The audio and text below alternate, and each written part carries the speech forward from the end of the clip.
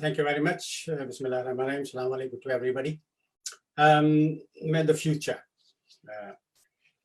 I think it will be fair to start by noting that up to now, futures, or most commonly as it is known as the future, has been kind of conspicuous by its absence in Muslim thought, culture, and Muslim societies. We tend to be much more kind of nostalgic about our own history. We tend to look at our golden age, so-called, much more than we look forward towards what we can do, what we ought to do. So I have been kind of arguing that Muslims should actually start paying attention to the future for well over 30, 40 years. My early books, in fact, my second book was called The Future of Muslim Civilization. And when I was writing that, I was looking for literature by Muslims themselves on the future. And I was astonished to discover that there was hardly any contemporary literature on the subject at all.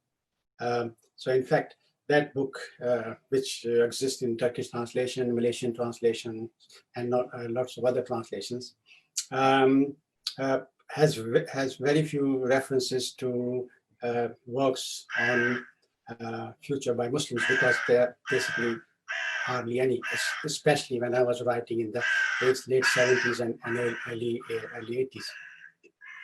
And when I used to talk about the future in Muslim intellectual circles, people used to kind of look at me and say, what are you talking about? We have so many problems, facing our societies, this crisis, that crisis, poverty, unemployment in Muslim societies, fragmentation, and you constantly talking about the future. Why don't you just kind of focus on the present? And my problem was precisely that by focusing too much on the present, we get trapped in circles of crisis, and we can hardly kind of get out of that, to step back and look at what is coming over the horizon and what we ought to be doing to actually kind of meet the challenges of what is going to emerge in the next 5, 10, 15 to 20 years time.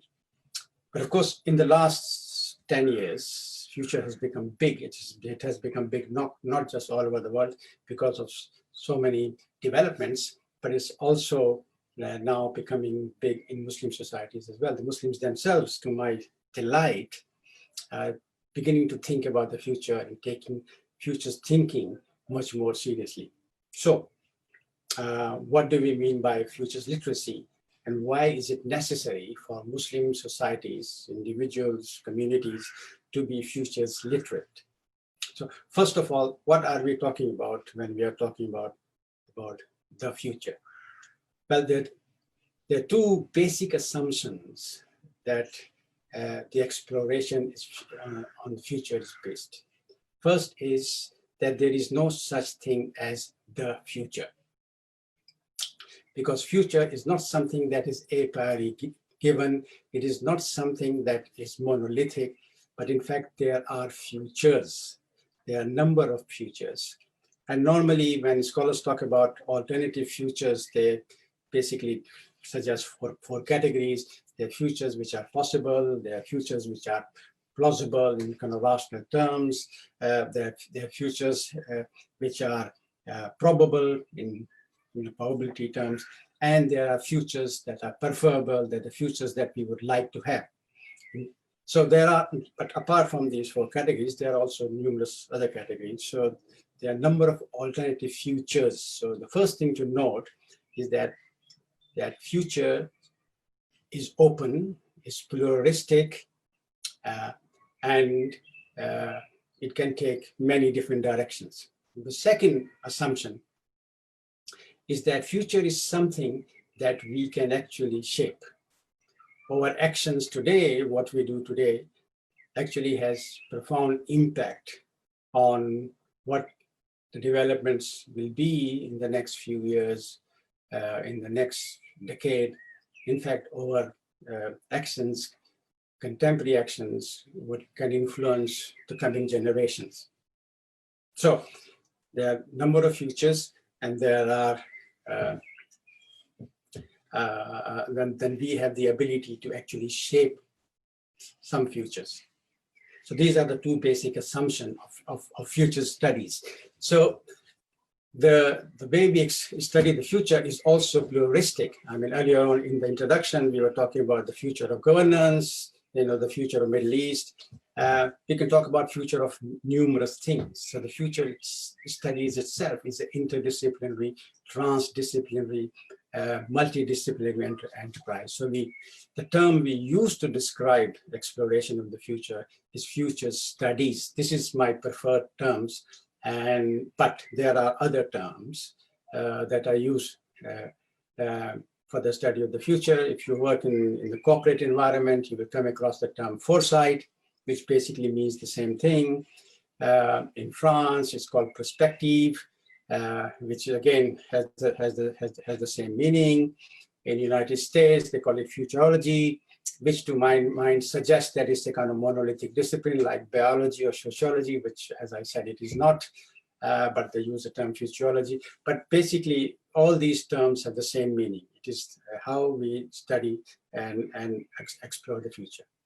So the two assumptions that I have given about future studies, one, that futures is plural, and second, that it can be shaped.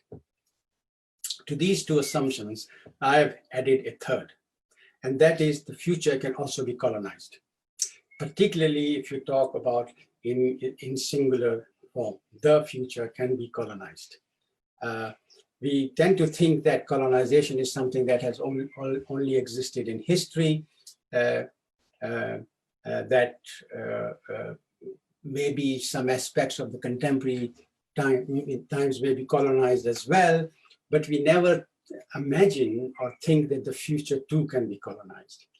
For a very simple reason, that if you do not think about your own future, then others will think about your future, and then you will become part of their future.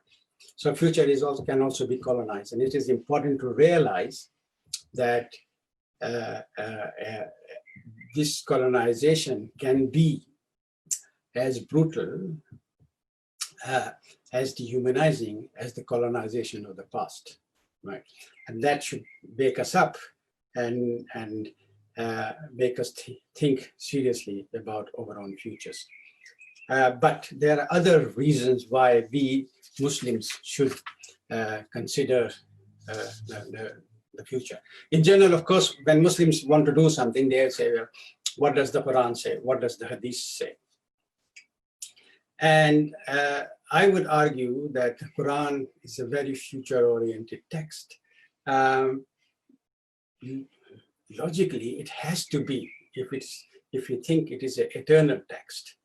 Any text that, by definition, is supposed to guide us, till the end of time, must have a future dimension. And the tragedy is that we hardly ever read the Quran from future's perspective. We often read the Quran from historic perspective. We may read the Quran to find out contemporary solutions to modern problem, but we seldom tend to read the Quran from the future's perspective. And we also find a great deal of future thinking in the Hadith and Sunnah, and of course in the classical Muslim thought. So what I'm going to do, I'm only going to give two examples of each. So let me give you a couple of examples from the Quran. For example, this is from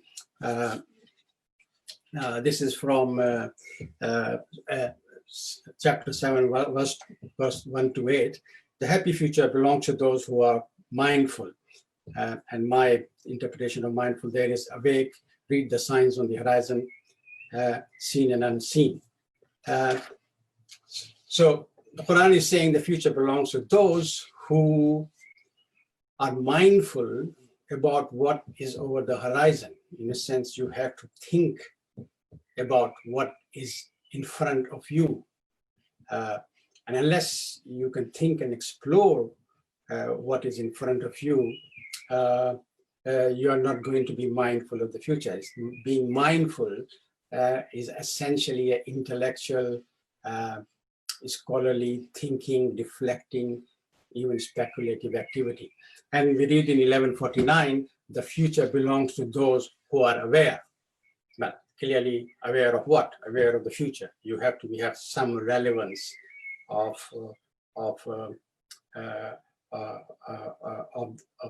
the future itself to be aware of it. Otherwise, you cannot be aware. I can give a lot of other examples, and there are a couple of very good articles.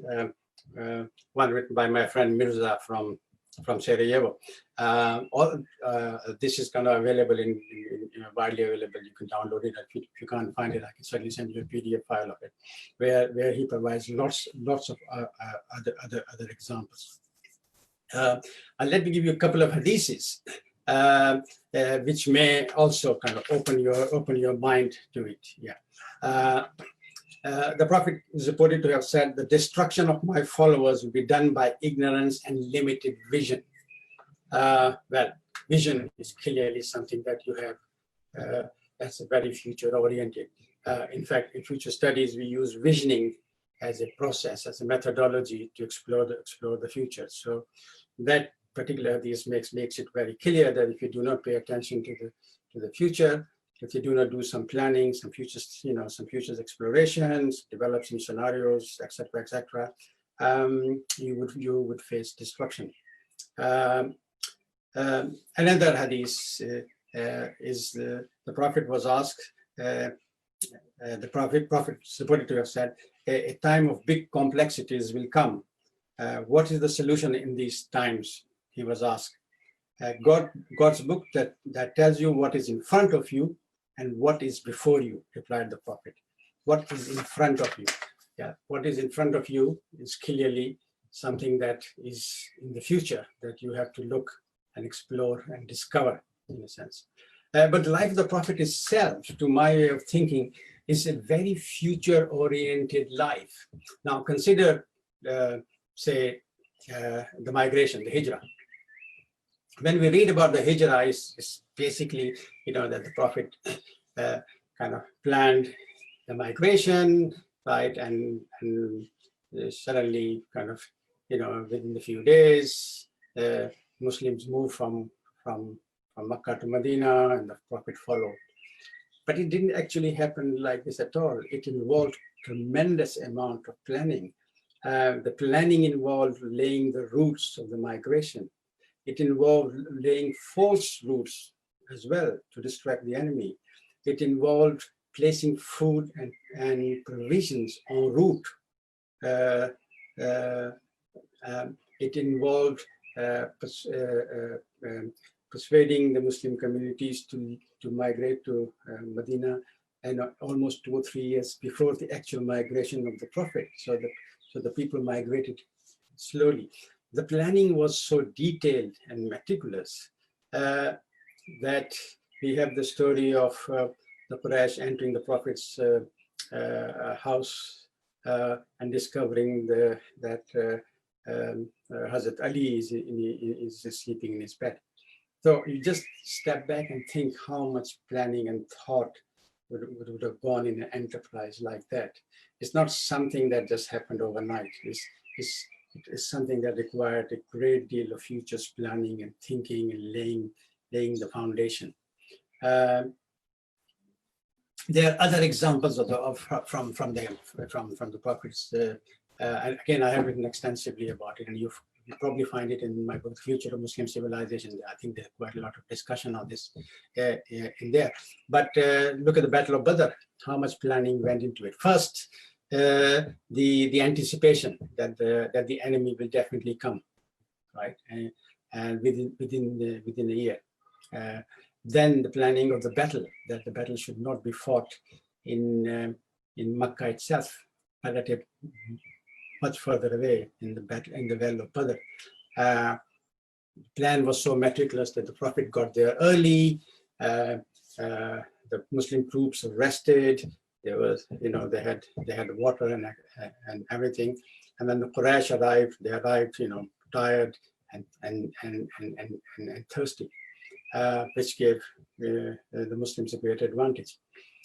So, I mean, I can go on and on. There's kind of, as I said, the Sunnah is just full of examples of planning, meticulous planning, futures thinking, you know, and then kind of executing plans with great care. Similarly, in the kind of classical Muslim history, we find a great deal of futures thought. The most kind of obvious example is Ibn Khaldun and his cyclic theory of history, which is essentially a theory that suggests how the future unfolds. That he argues that we have the first generation of people are very creative, they generate a lot of wealth, a lot of ideas, intellectual development, thought and learning. The second generation that follows it adds something new to these ideas, but uses lots of the kind of intellectual reserves and resources produced by the first generation. The third generation doesn't add anything, consumes most of the resources, physical and intellectual, does not generate any ideas. And the fourth generation then collapses, and the cycle repeats itself. The whole notion has a kind of future dimension kind of built into it in a very strong sense. And the other classical example, which I often quote and I recommend that everybody reads it, is Ibn Tufayl's The Life of Hay, which is a very future-oriented philosophical novel. In fact, it's one of the first philosophical novels in history. And in Life of Hay, Hay actually emerges spontaneously from slime and comes out in a desert island, and you know, finds a deer who he thinks that is his mother. A couple of years later, she dies. He does an autopsy to find out how she may function, and he thinks and plans and thinks, and and that's how the novel develops till he reaches a stage where he realizes that there is a God. It's a kind of very evolutionary, very future-oriented novel. So our history is not lacking examples of future thought. Right? If we actually look at it from future's lens, the tragedy is that we look at everything from either historic lens or from the lens of contemporary problems. We never look at our history or the life of the Prophet, or indeed, the Quran from a future's perspective. So I would argue that as Muslims, our religious sources make it a kind of imperative for us to study the future. Now, the great scholar Al-Ghazali divided knowledge into two systems, socially requisite knowledge and individually requisite knowledge. The individually requisite knowledge was the knowledge that we should all have, that is essential for our survival, knowledge of prayer and ibadah, but also cleanliness, doing basic stuff, survival, etc., etc. And socially requisite knowledge in things like medicine, that if one person in the community is not a doctor, or if the community doesn't have engineers, there'll be nobody to build bridges. If the community doesn't have a doctor, doesn't have doctors, then there'll be, nobody to look after the sick. So there's a socially requisite knowledge that some members of the community must have for the whole community to survive. And I would argue that future studies is a socially requisite knowledge that we need to have for contemporary times for us to survive as a whole. So that's the second main argument.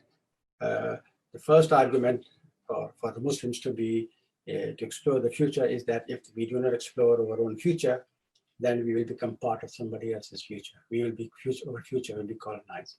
And second is as Muslims, we have a religious duty to explore the future, because that's what our religious sources actually tell us to do. It is a kind of imperative.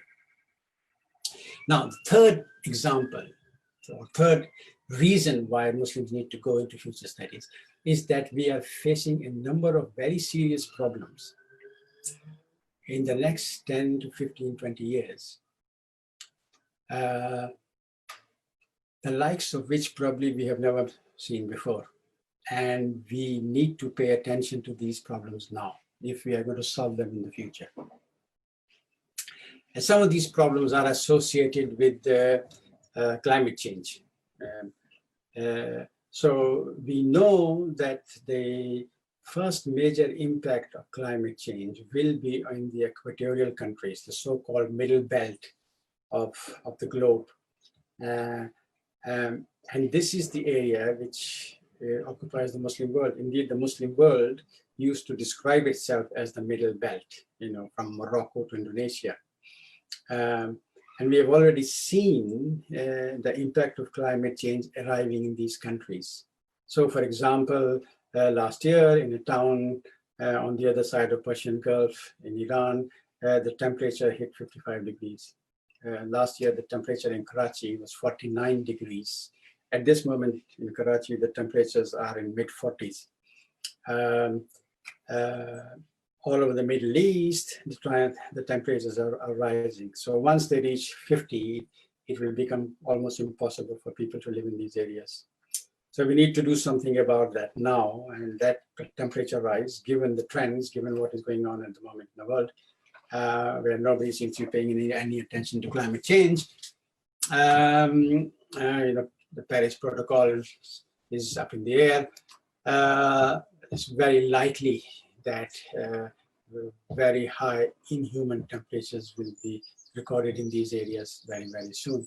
How will people cope under such circumstances? It's a question that we need to address now and not leave it to 10, 15 years when we actually face this problem. And also the sea level rises. We know that some of the first countries that be affected will be Muslim countries. So the Maldives, for example, is set to basically disappear as a country within the 10, 15 years.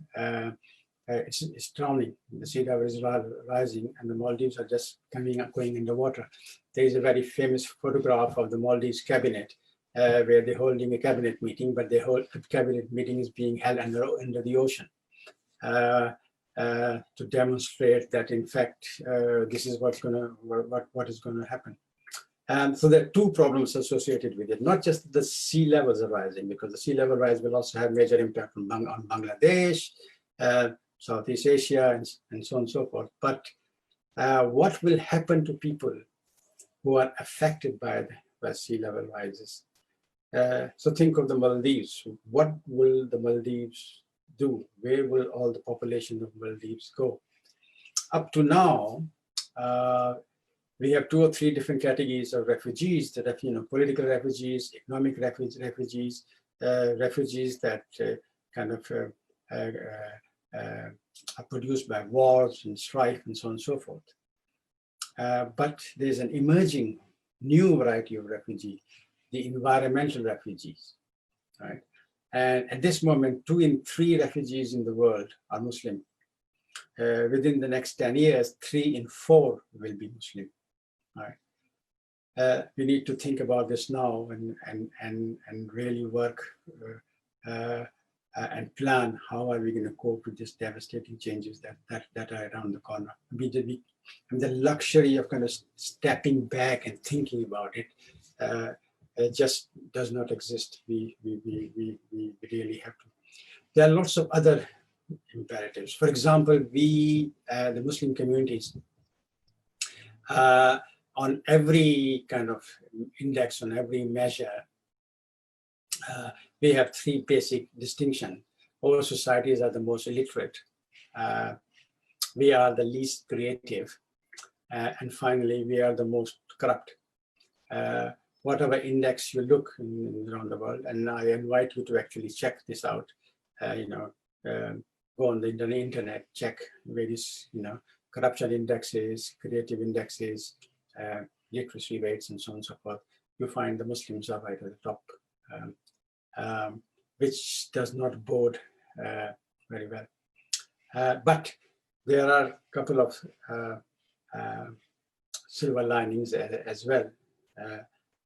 One is that the Muslim population around the world is the youngest. The average age of a Pakistani is under 30. The population in Iran, for example, about 60-70%, are around 25, 30. Even in the Middle East, this very large proportion are young. And we know that the future, belongs to the young. And so we have a very young population, which suggests that we have an opportunity to increase our creativity, to increase our intellectual output, to kind of really think creatively how we're going to approach so many problems that we're going to face in the future. So let me stop here, rather than go on. Just let me just summarize what I have said. I have said that it is essential that the Muslim explore the future, that it is our religious obligation, that we can find this imperative both in the Quran and the life of the Prophet, as well in classical Islamic history. I've argued that if we do not think about our own future, then we are in danger of becoming part of other people's futures, and our futures would be colonized.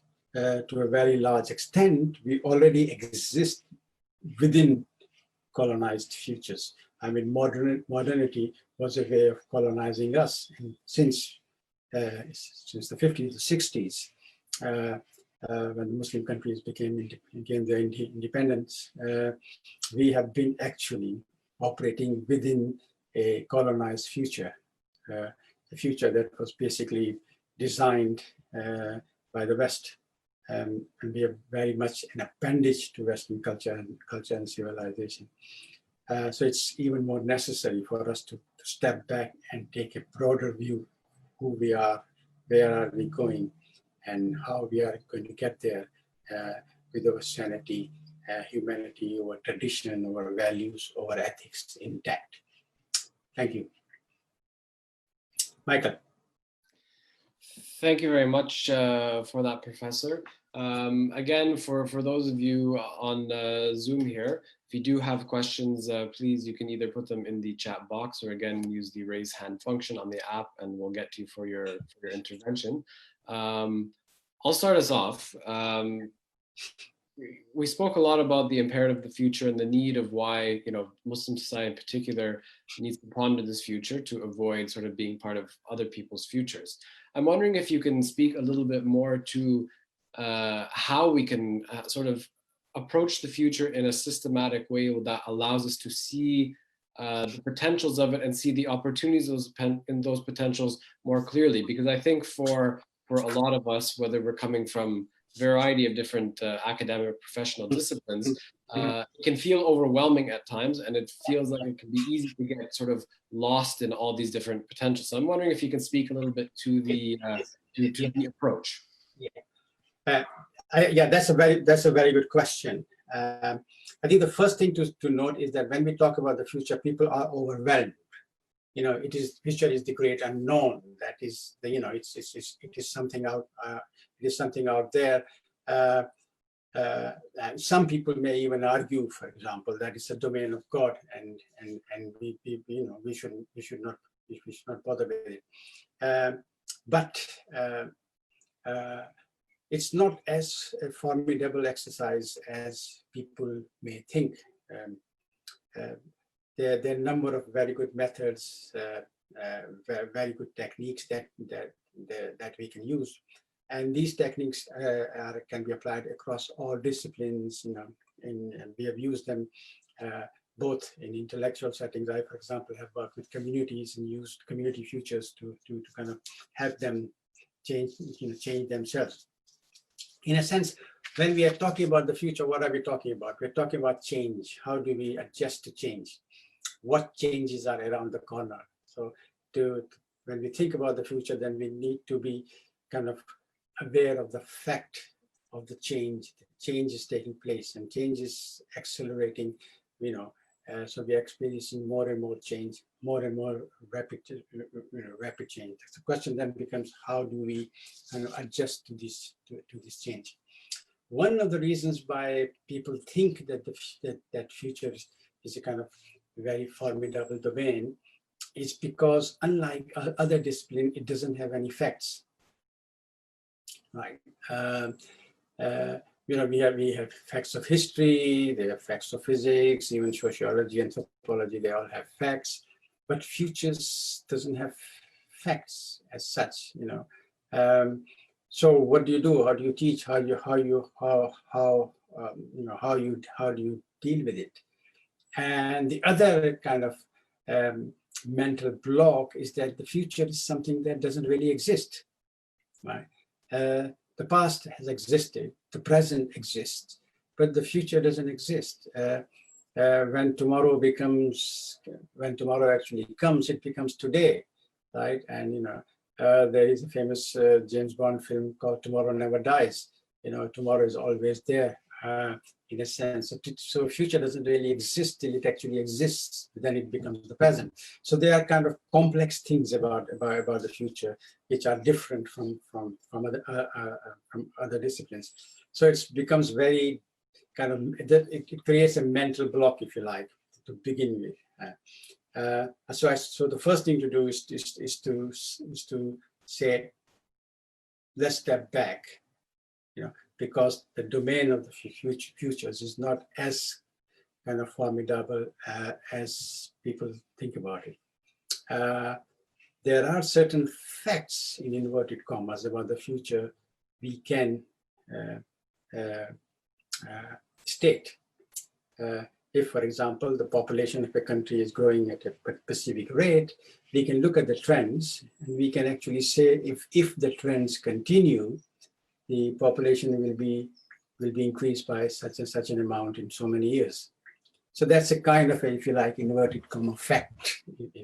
So we can actually have I can, for example, say with reasonable confidence that unless something drastic happens, there will be iPhone 12 or 11 or 12 or whatever. Now I can't even remember the number of the thing, next year, right? Because trends are deeply entrenched, and we know how corporations work. They will produce new technology. So there are things that we can say about the future with some confidence, and the reason we can do that is that we can do some trends analysis. Now, trends are the most common way of exploring the future. Basically, I think the most common trends we know are fashion trends. How fashion trends arrive every year and change every two or 3 years, and trends basically follow a very similar S-curve pattern. They emerge, they take off, then they eventually reach a structural limit or a plateau.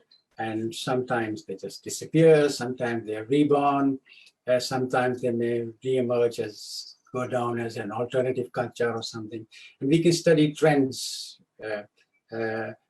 quite easily and plot, and we can get the data for trends. And the most common way of studying the future is trends.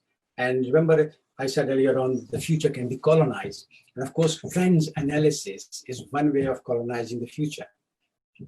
Because if all you're doing is taking a trend and extrapolating it and saying this is where things are going, then you are trapped in that, and you have this self-fulfilling effect, in essence. The important thing to realize is trends are not destiny; they can change. So when we're talking about population trends, and we're saying the population continues to increase at that rate, well, you can do something to decrease the rate of the population, and the trend then would not continue, right? If the trends are showing, as they are showing at the moment, that there'll be less and less water in in certain Muslim countries, say, for example, Istanbul will run out of water in the next 15, 20 years. Cape Town has already run out of water. There's water shortages in Pakistan, Bangladesh, etc. If trends are showing that, then we can actually do something about it to make sure that the trends do not continue. We can dig more wells, we can start conserving water, we can rethink of how what water management is all about, how we can change our behavior in relation to water, how we can find new water, desalination plants, etc., right?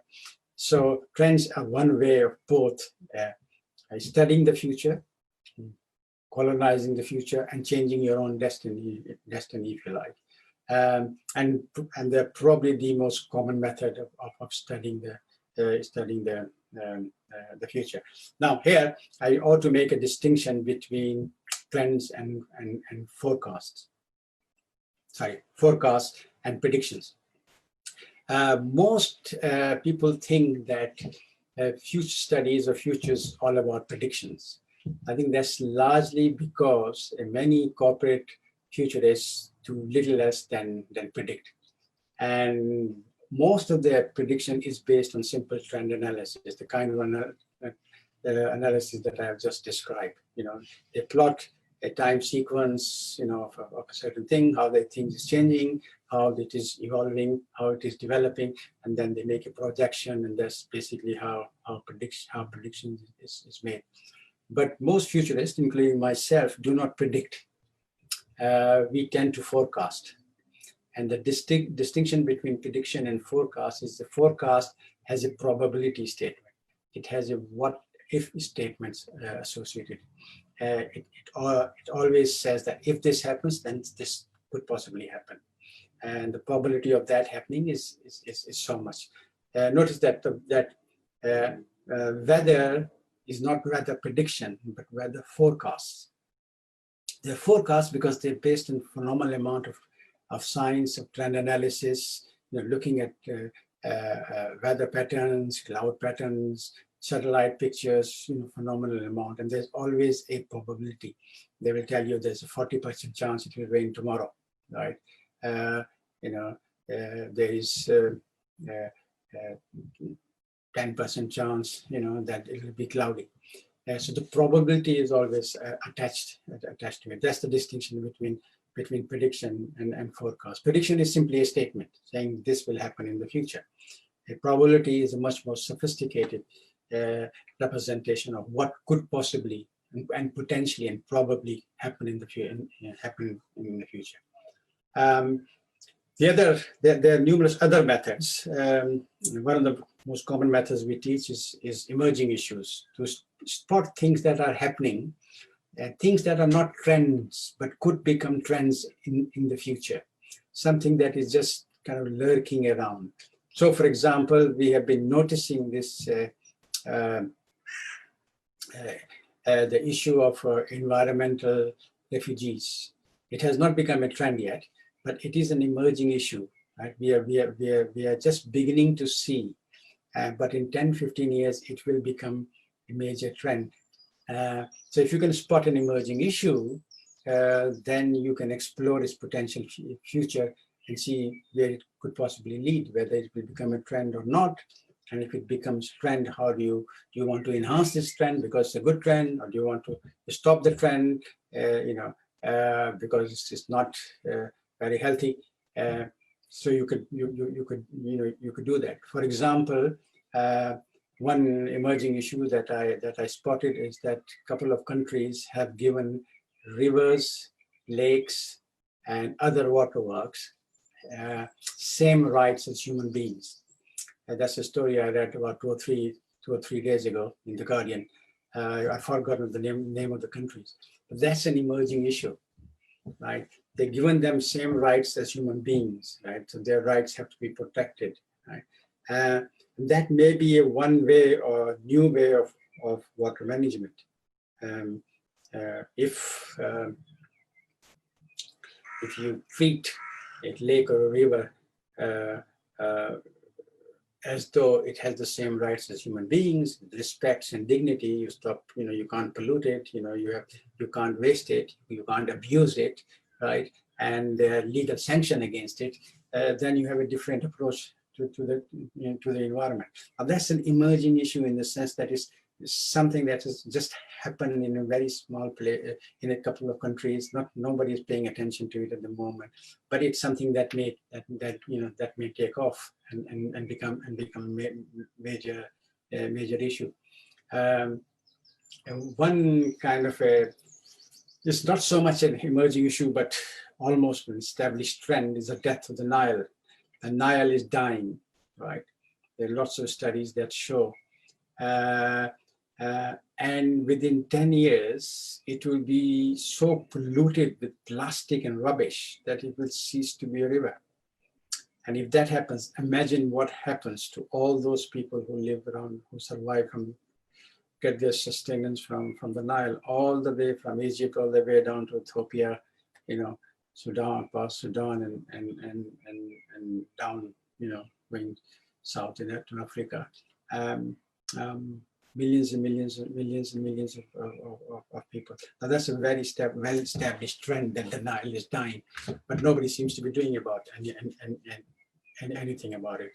And it's something that we ought to pay attention to now and see how we can revive the Nile and make it a thriving river again.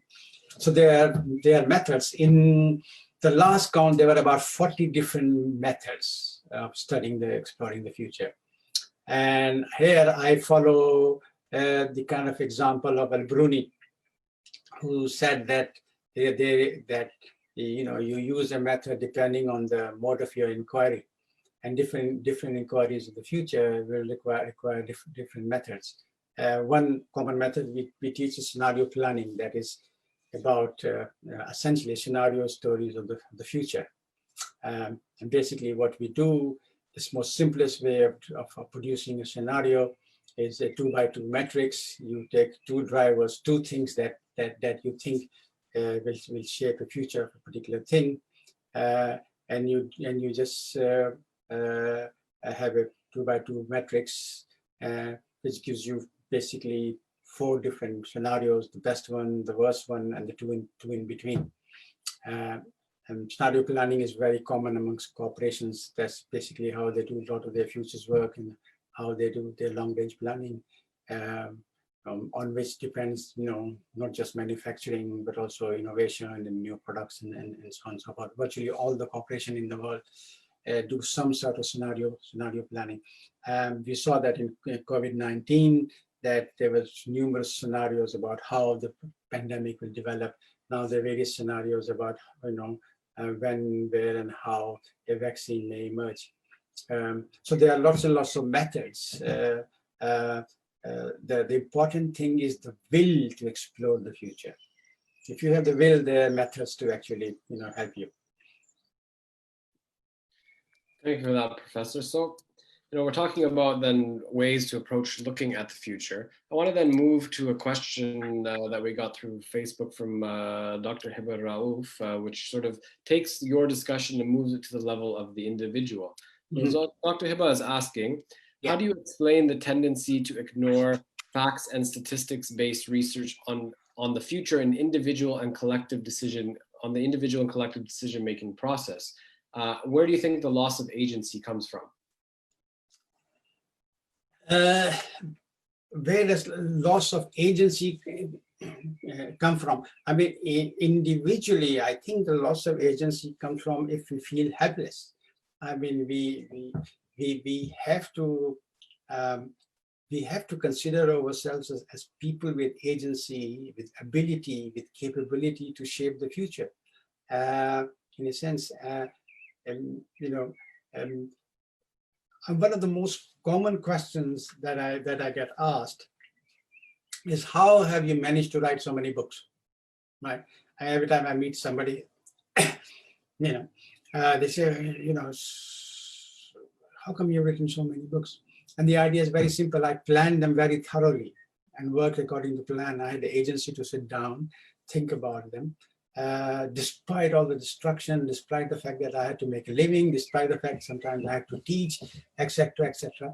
But I did plan them ahead, and I, in a very kind of meticulous way, in saying I'm going to work on this particular book first, and then this particular. And at any one time, I'm working on 3 or 4 different projects, book projects, and some with a very long timeline. So my book on Makkah, the sacred city, took about 7 or 8 years to actually get finished, and of which last 3 years were actually sitting down and writing it.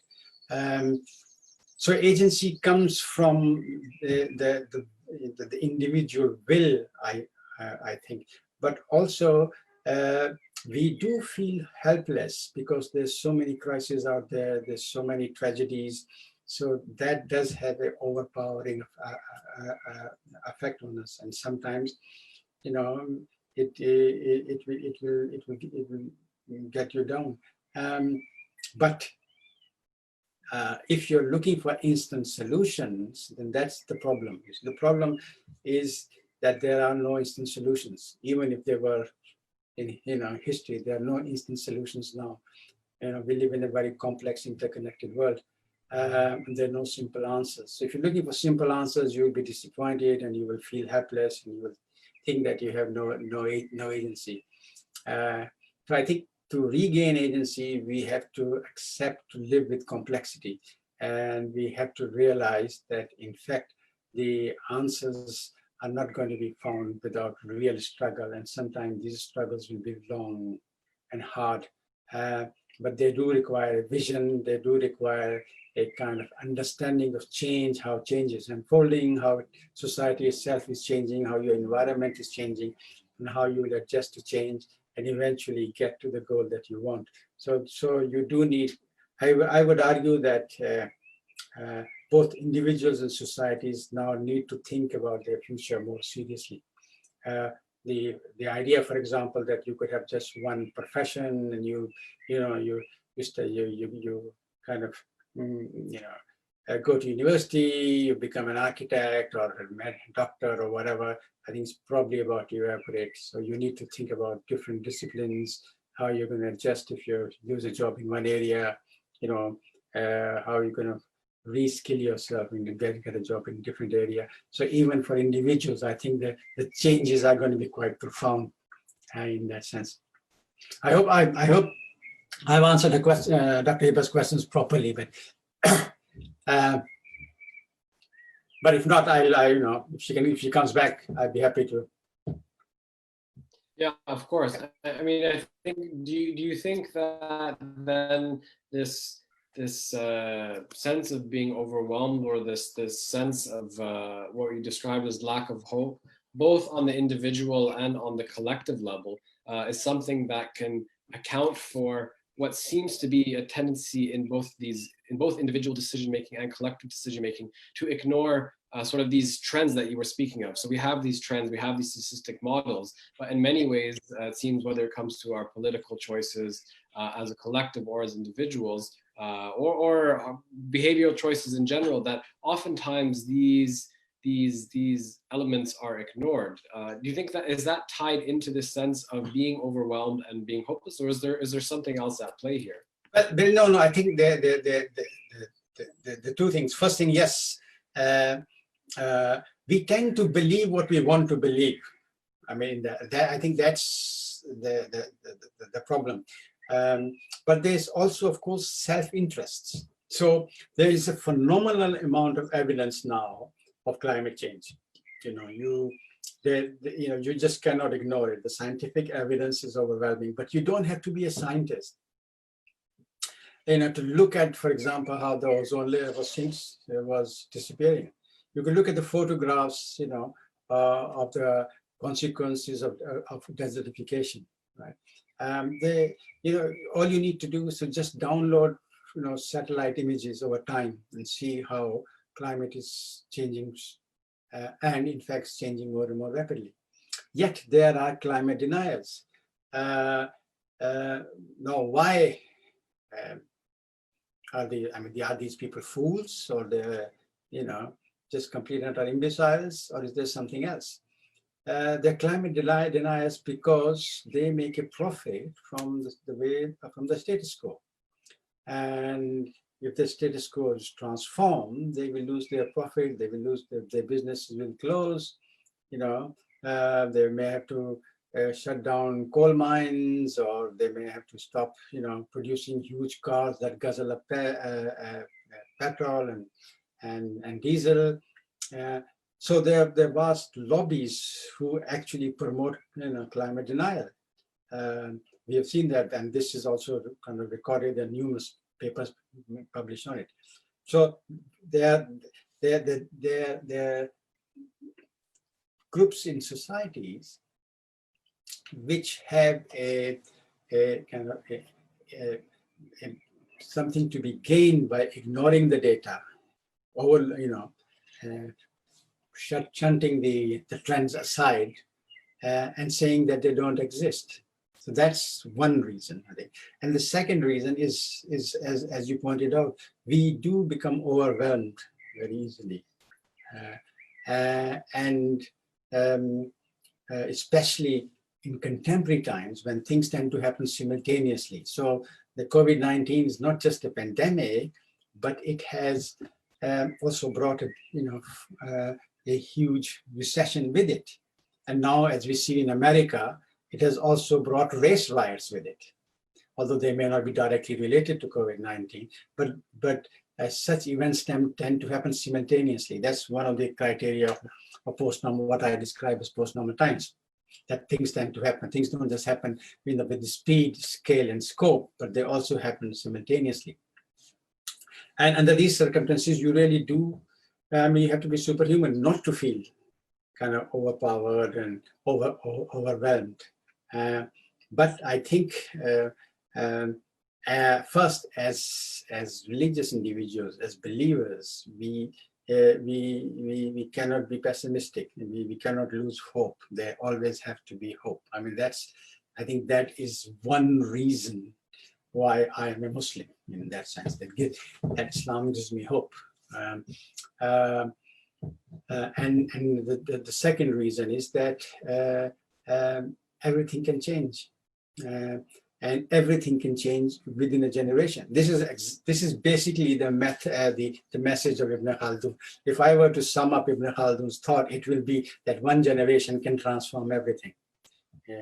Historic, the lesson of history is that things can change profoundly within a generation, which is also essentially, by the way, what we argue in Future Circle, that you need about 20 years to change things completely, to transform society completely, which of course is also the message of the Sunnah. The Prophet transformed the society completely in 23 years time period. He was a prophet for 23 years, from a pagan society to an emerging civilization in 23 years time. So just that little historic and religious fact should give us hope that we can actually change and to transform things. But the thing is that the change will continue, right? And it will continue if I just sit here and do nothing, things will continue to change. This room will continue to deteriorate. The books on the shelves, will get molded and eaten by insects, right? And if you come back after 20, 30 years, right, the room will be transformed. Change is continuous, right? Change, I cannot stop change, right? But to change things, if I want to change things, I'll have to get out of this chair and do something, right? And that's the difference. Yeah? We tend to just, say things change. That's how it is, right? But I would argue that we should say, change things. We are going to change things. And if we are going to change things, how we are going to change things. Yeah, we have noticed that revolutions don't work.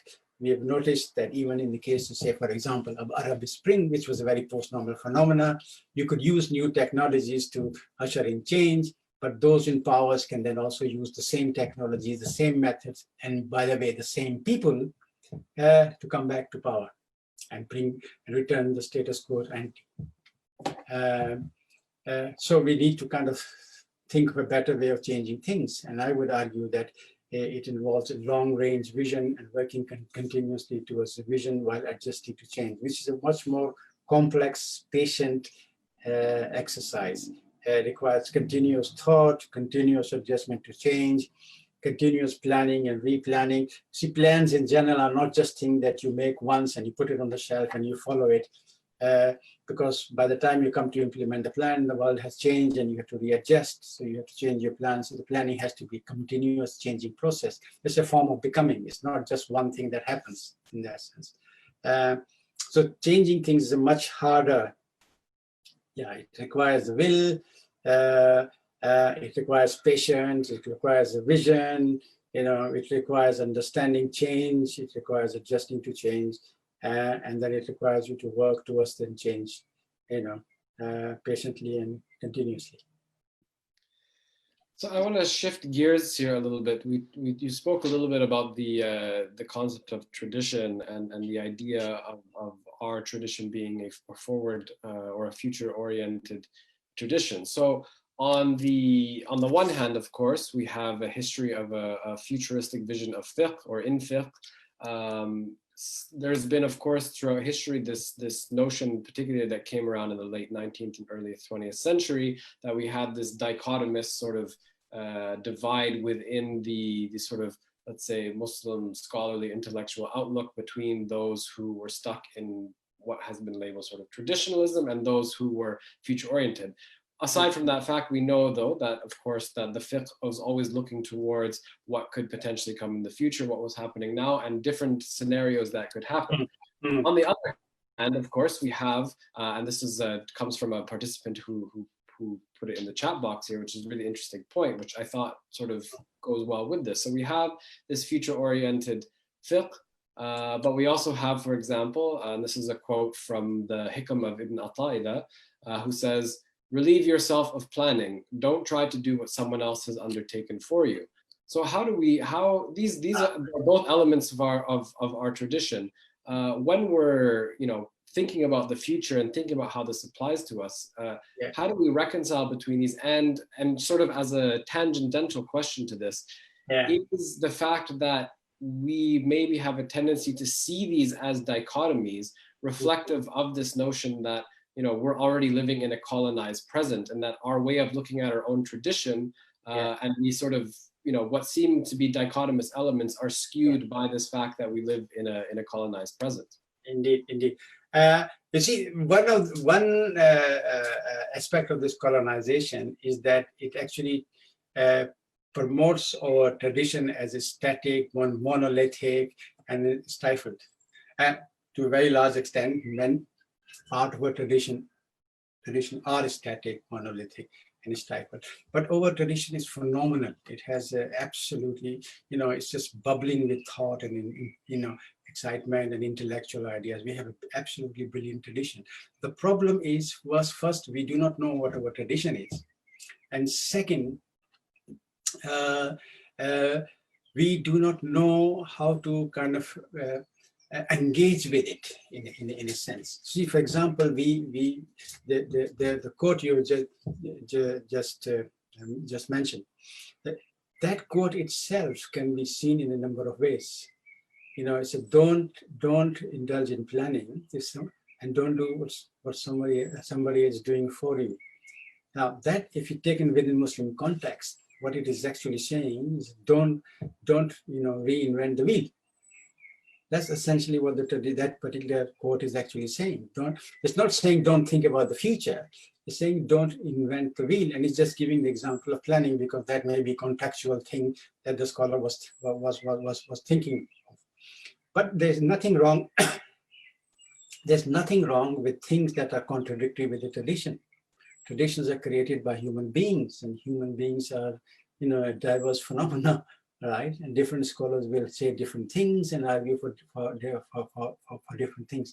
If our tradition was monolithic, then it would indeed be a stifling and dead tradition.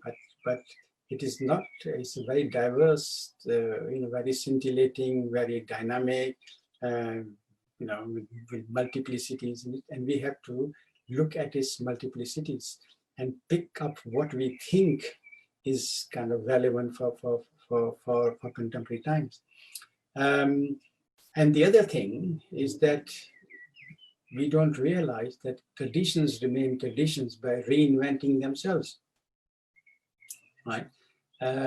That's how, otherwise they become customs, and customs do tend to be monolithic and stifling and fixed in time. But tradition, what do traditions do? They give us the identity, they give us sense of history and a sense of direction in the future. Therefore, by definition, they must be dynamic and they must be reinvented continuously, reformed, rethought, reinvigorated. And that's the exercise we haven't done in a sense. So I give you a very good example. We were talking about environment earlier on, and I was talking about water and the sea level rising and the temperature and so on and so forth. I mean, people don't realize what a phenomenal tradition we've had in terms of environment. And many of the kind of principles of the Sharia were designed to protect the environment, right? And many of these aspects of the Sharia we have totally forgotten. We're kind of obsessed with crime and punishment and this kind of, the triviality of fake, how do we do ritual and all that. But think of the notion of Hima and Haram, right? Two great concepts of the Sharia, which we have never used for the last 300-400 years ago. Hima was the zone that you built around your neighborhood to protect the flora and the fauna. Haram was the zone you built around the city, so that you would not cut down the trees, where you were not allowed to cut the trees, where you were not allowed to hunt and kill the wildlife. They were inviolate protect zones, right? And that's how our cities were built. When Istanbul was built, or rather when the Ottomans took over Istanbul, I mean, they realized that the Bosphorus flows in two directions. Right? The top layer flows in one direction, the bottom layer flows in another direction. So when they built the sewer system, they put the sewage output in an area where it will flow down to the open sea, realizing that if they put it at the top of the sea, it will come back, right? And that's a phenomenal idea. When they built Fez, right, they built it around the river with the notion of carrying capacity that they acquired from the Sharia. And the city had a carrying capacity, and that carrying capacity was determined on the flow of the water in the river. So they built a wall around the city, not so much to protect it, but to limit its carrying capacity so that the city would not put too much a burden on the river. And they took the water from the top and sent the refuse to the bottom of the river, right?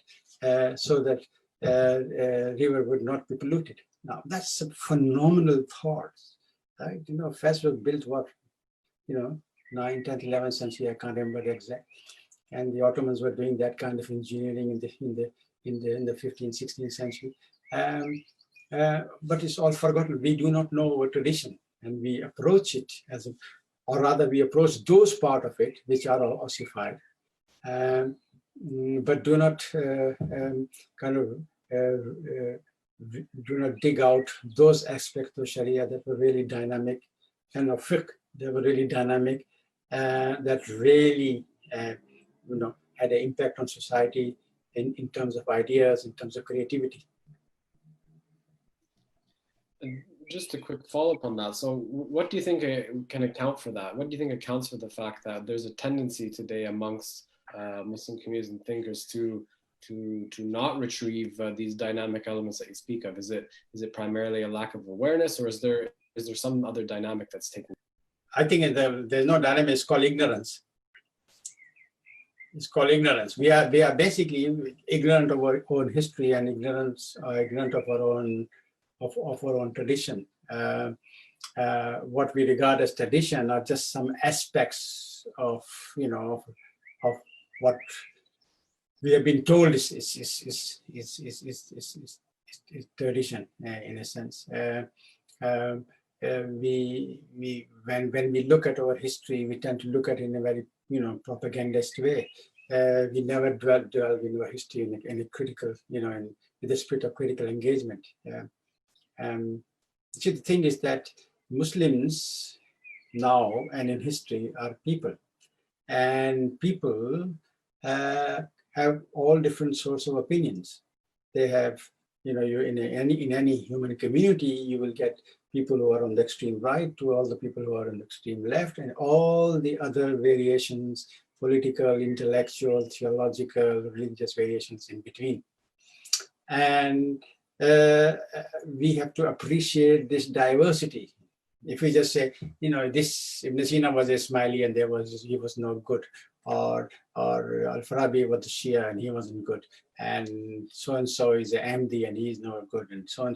I mean, then you don't know what history is about. Then you kind of drain history of its diversity and richness, right?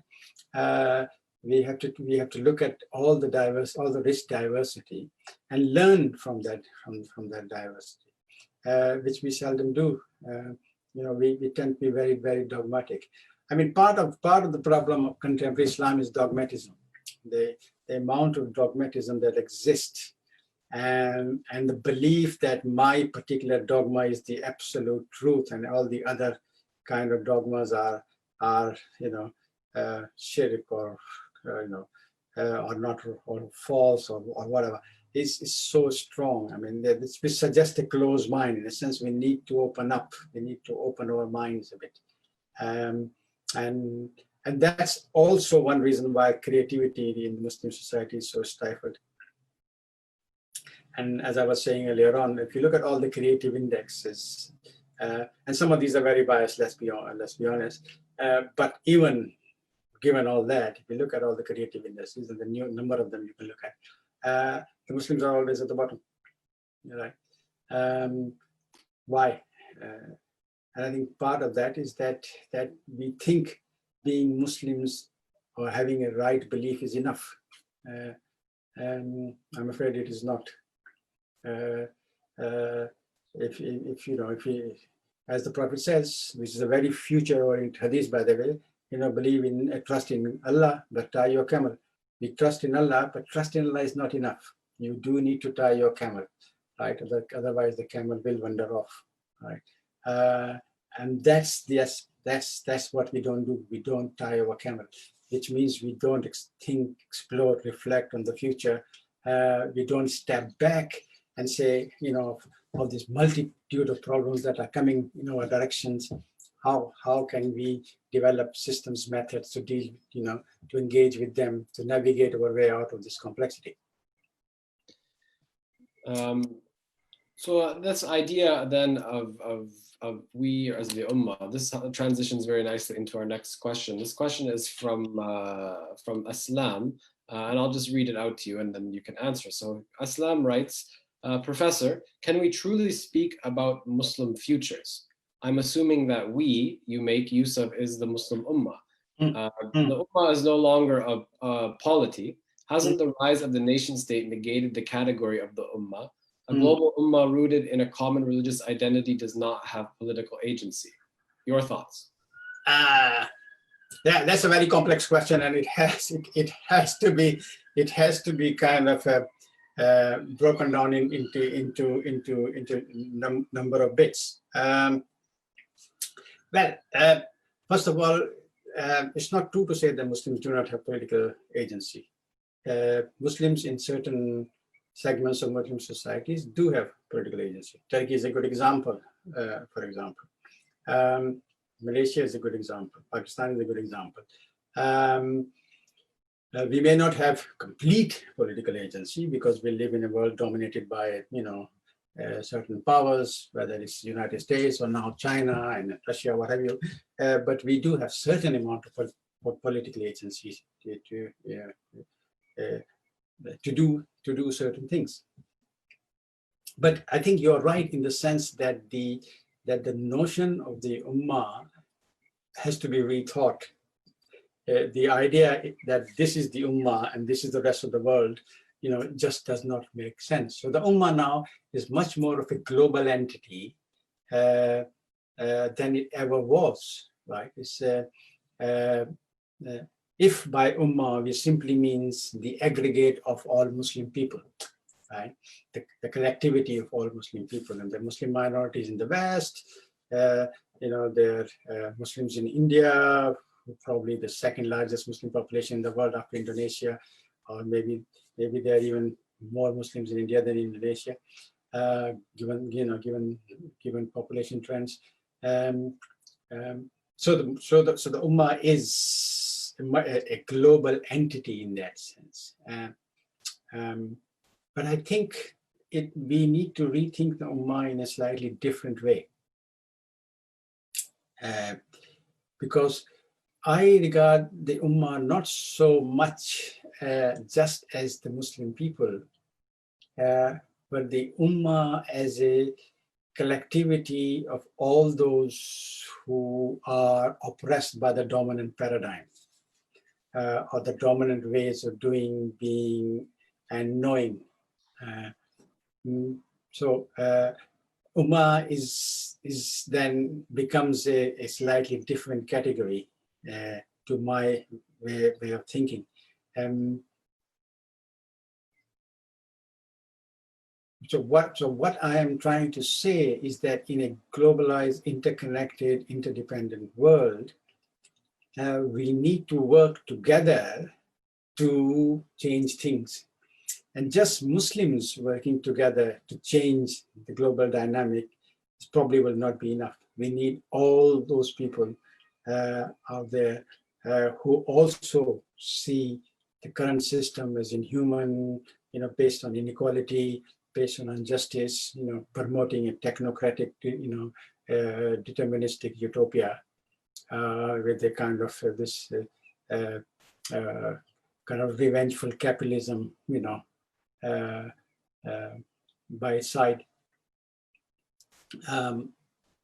Therefore, I kind of see the ummah as a much bigger category than just those who believe in Islam in that sense.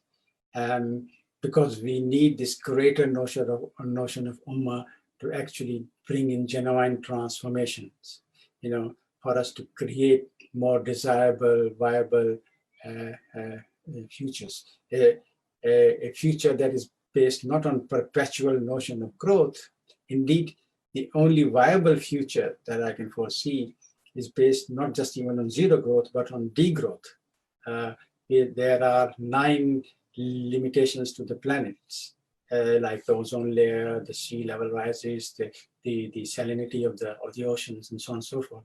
And we have already transformed or overshot 4 of them. And if trends continue, the planet itself will become uninhabitable. It's not just that certain cities, in the global south will have very high temperatures and will suffer from sea rise. The whole planet will be, in peril in that sense. So the abode of a terrestrial journey itself is, in a sense, is threatened. And all those who realize that this is a genuine, real threat, and who work to save humanity, in my way of thinking, are part of the ummah. But that's just my own definition. No, I think that was good, and I think that helps. We'll move in. We'll take this as the final question. I know we had. I think that what I'm trying to suggest is that we need to think bigger than ourselves, right? We are too limited in our thought, right? And too narrow-minded and too parochial. We need to think big. And in a sense, you see, not just that we think, even our idea of God has become very small. We assume the God is like an accountant, sitting there counting, our good and bad deeds. If we think God is like the leader of the Quraysh, he gets very angry and upset, right, and vengeful. Right? Of course, all these are human notions. The thing about the Islamic conception of God, it is a very abstract conception. We can only kind of think of God in terms of his 99 beautiful names. So we need to step back and really come up with a really big idea of God in that sense. We made God in a very parochial way, and therefore we too have become very parochial in that sense. And we need to begin to think big, and that's where creative will come out. As long as we get kept trapped on over kind of dogmatic Islamic notions that this is who we are limited, we are Muslims, we only do this and we don't do that, then I'm afraid we are not going to shape a viable future. We need to step back and think big. So on that point of thinking big, and this comes from Abdullah Ali in the chat group here, are there specific areas that you would recommend Muslims, particularly Muslim youth, should delve into with all the vast amount of information existing out there? So are there, this idea of thinking big, if you were giving advice to Muslim youth in terms of areas to delve into, what would those be? Yeah, but I think just in terms of Muslim youth, I would say to them, do not feel helpless. Know that you have the agency to shape a future that you desire, right? And know that that transformation can take place in your lifetime, right?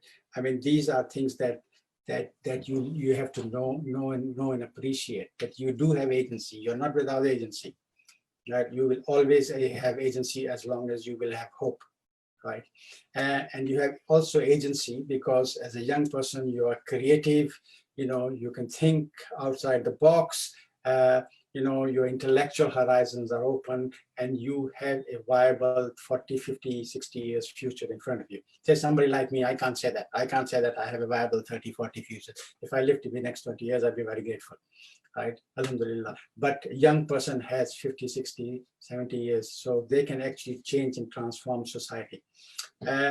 What should they be thinking about? I think you ought to be thinking about the problems that are lurking over the horizon, right? And you don't have to take my word for it. You can study and dig them out. We have done a book called Muslim Futures in Post-Normal Times, Trends, Emerging Issues, and Scenarios, that you can download. It's a IIIT book. You can download from the postnormaltimes.es, postnormaltim.es website, and in other places. You can get it as ebook, right? It gives you about 20 or 30 trends which will have profound consequences for Muslim societies. And you need to engage with those trends, and you need to study and develop your ideas and skill in relation to these trends and see how you can solve the specific problems. So for example, I was giving we were talking about water 2 or 3 times, and to my mind, I think there is an absolute necessity for some young people to actually go and study water management, resource management, water management, right? It's going to become a big issue, and we will need a professional, skilled, and intellectual manpower resources to actually deal with these problems as they emerge. So that's something that you should be studying, or one of the things that you should be studying. I gave the example of environmental refugees. Now there are lots of kind of refugee studies centers in various Western and even some Muslim universities. But what they teach is essentially migration patterns, refugees coming here, et cetera, et cetera. But we need something else, right? If a refugee problem emerges, how do you immediately kind of leap into action? First, to provide a physical space for them, for which you need skills to negotiate contradictory political positions. So conflict level resolution then becomes a big area for us to study. But then how do you provide them with a kind of a viable, healthy accommodation in like within a week? If you have a massive refugee problem, at the moment we just simply put them in camps, right? But there's technology out there that can be used cheaply and quickly to actually provide them with decent housing, with the, sewage system and all that. But that has to be studied and worked out. So we need to move away simply just by studying migration patterns, which are important, but to how do we actually make the lives of refugees, something more than simply existence, something that is worthwhile, right? And that's an issue of technology, an issue of futures planning, an issue of conflict resolution, an issue of negotiation, and an issue of kind of creating viable, healthy sewage systems, preventing diseases, and all that. So it's a complex, interdisciplinary, multidisciplinary problem. Nobody, to my knowledge, is paying attention to that. So that's something that some Muslims can study. Yes, we need many doctors, we need lawyers, but we also need skills and professions of emerging areas, which do not exist at this moment in time, but which will emerge in the next 5-10 years, and we need to focus on that too.